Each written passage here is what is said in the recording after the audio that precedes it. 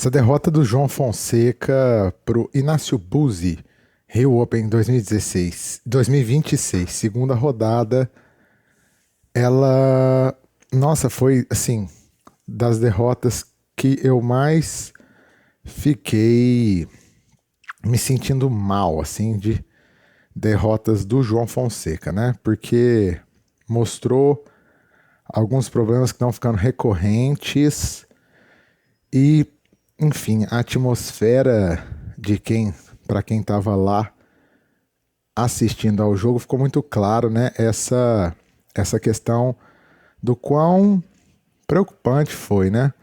Ele tinha feito uma boa primeira rodada contra o João Fonseca, contra o Thiago Monteiro. Era muito favorito contra o Inácio Buzzi e era muito favorito ao título, né? Melhor ranqueado, jogando em casa, mas acabou demonstrando alguns problemas e acende um alerta ainda mais de sinal amarelo do que havia acendido antes.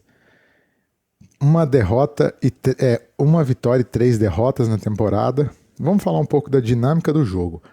Mas antes, eu acho que o João, ele tem uma questão. Eu acho que ele precisa ir mais para a guerra, né? Ter uma mentalidade mais de que o circuito profissional é uma guerra. Porque até agora, o João, ele foi muito natural a subida dele. Ele não fez muito esforço, entre aspas, claro, treina e tal, mas ele não fez muito esforço para sair do juvenil e, pum, chegar no top 25. Só que agora, com as primeiras dificuldades, a primeira fase ruim vindo, me parece que ele precisa dar um passo para trás para dar 2 passos para frente, no sentido de que vai precisar agora de sair da zona de conforto. Porque até agora, né, ele subiu muito na zona de conforto, né? E agora ele vai precisar de algumas alterações. Vamos agora então falar da derrota, né, do jogo. João fez um primeiro set bom, no qual João fez um primeiro set bom, mas assim, ele jogou muito bem quando estava no ataque. Conseguiu marretar bastante, controlar quando tinha a bola com cuidado, na mão, no sentido que ele estava no controle do ponto. Foi até o 5-5, no 5-5 ele quebrou, muito por alguns vacilos do Buzzi, mas porque o João pressionava, e fechou no 7-5. No segundo set, logo no primeiro game, ele já tem uma chance de 0,40 para quebrar o Buzzi, não quebra, e a partir de então ele derrete. Ele é quebrado e nunca mais retoma o controle do jogo. Volta a ter um 0,40 lá no segundo set, mas também não aproveita. O Buzzi joga bem nos pontos de pressão. Aliás, o Buzzi tem essa característica, virar muitos jogos e jogar bem na pressão. Tem um padrão tático muito bom para pressão, consegue encaixar aces, trabalha bem saque primeira bola, muito frio. Ele jogou muito, tá? O Buzzi é um baita jogador, baita potencial, ainda que não tenha as mesmas armas do João, e nesse jogo em si dava para o João ter vencido, até mesmo com alguns problemas. Aí, problemas que o João demonstrou.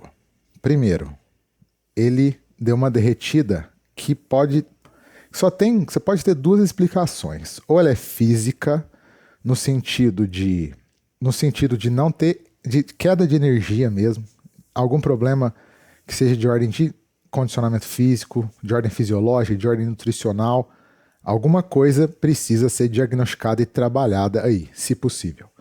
E a outra explicação é mental, né? É o emocional. O João disse que não tem conseguido lidar com a pressão, e tinha muita pressão, né? Tanto a pressão dos resultados, quanto a pressão de que ele era muito favorito jogando em casa com o público todo apoiando.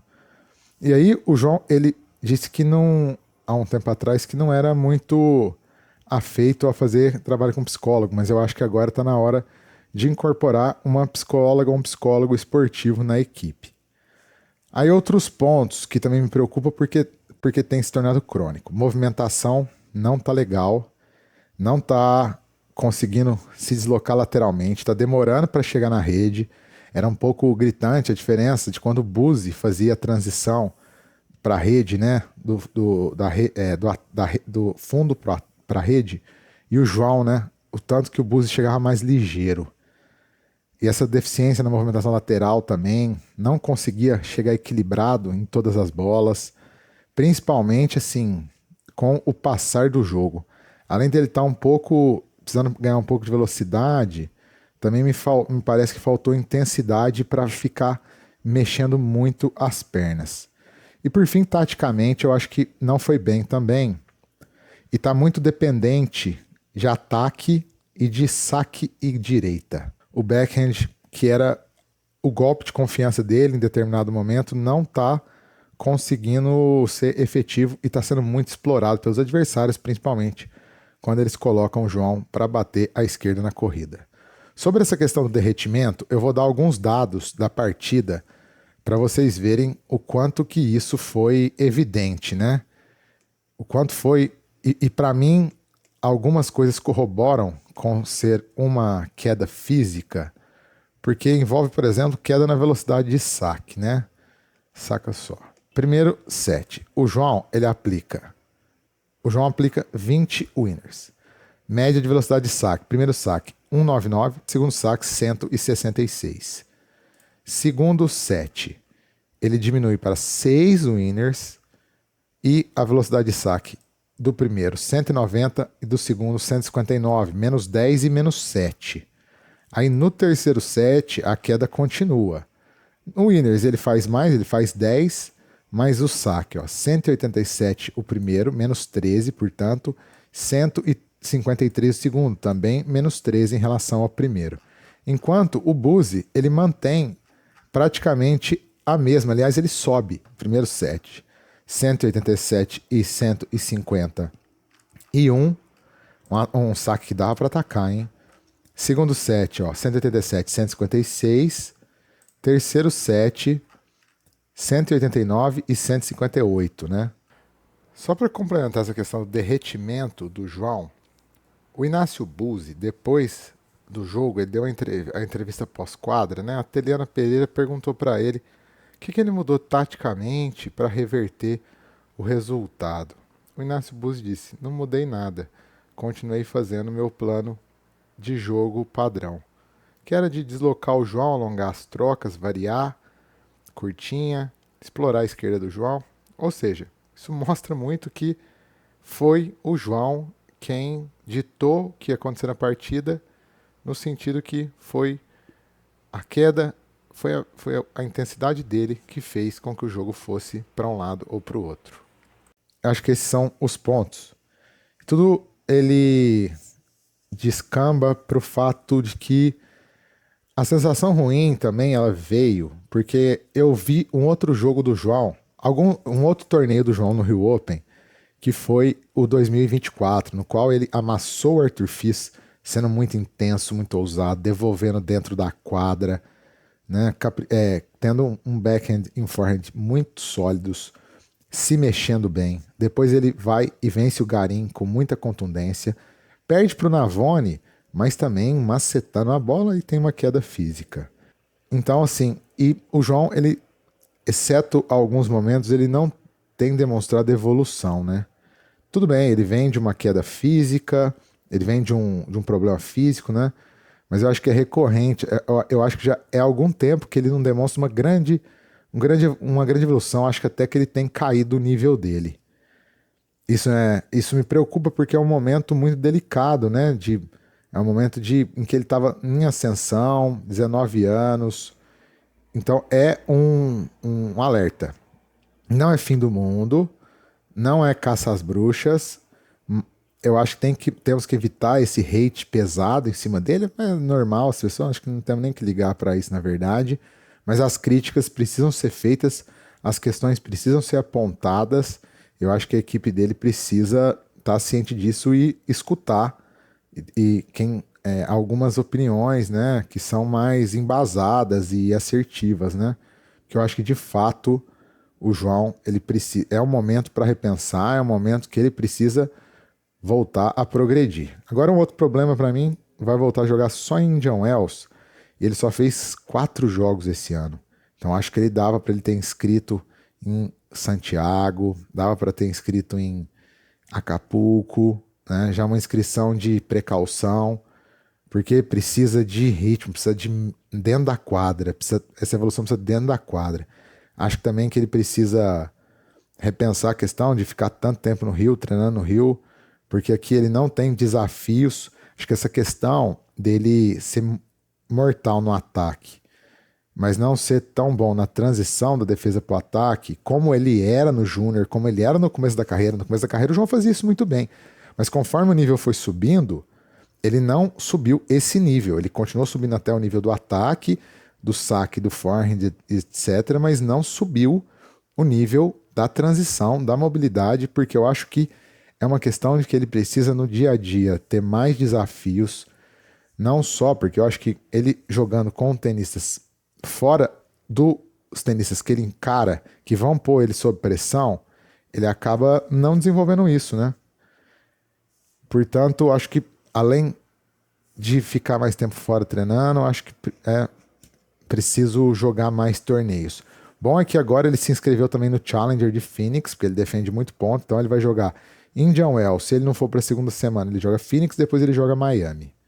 Então, um ponto bom, né? Ele vai jogar o março cheio. Eu acho que ele vai chegar melhor fisicamente para esse março. Outro ponto é que ele parece que tá meio broxado de saibro, né? Porque o calendário é bem curto de saibro.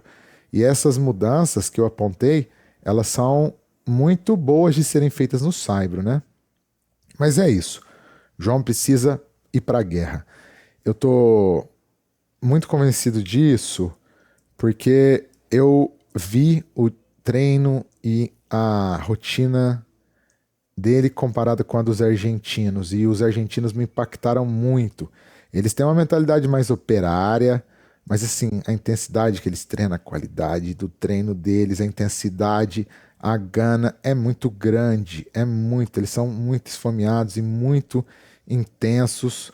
Então eu acho que dá para o João incorporar essa mentalidade, sabe? Acho que até podia passar um tempo mais em Buenos Aires, treinar naquelas quadras meia boca, mas com aqueles caras intensos e aguerridos e de alto nível, porque lá na Argentina é isso, os caras estão treinando um com o outro o tempo inteiro. Aqui o João não tem adversários à altura para enfrentar no dia a dia, né? Mas é isso. Aí sobre o Rio Open, caramba, não sobrou ninguém, hein? Sobrou o Berrettini, mas não sobrou nenhum top 50. Sobrou o Berrettini em uma fase não tão boa e o Berrettini quase cai para o Lajovic. Outra que doeu foi a do Gutão e do Wade nas duplas. Eles eram look loser, estavam nas quartas, tiveram 9-7 no tie-break do terceiro set e acabaram não concretizando a vitória. Doeu, porque eles tinham 2-7, depois fizeram 9-7 e acabaram não concretizando. Eu tava vendo, assistindo no telefone enquanto o jogo rolava, o do João.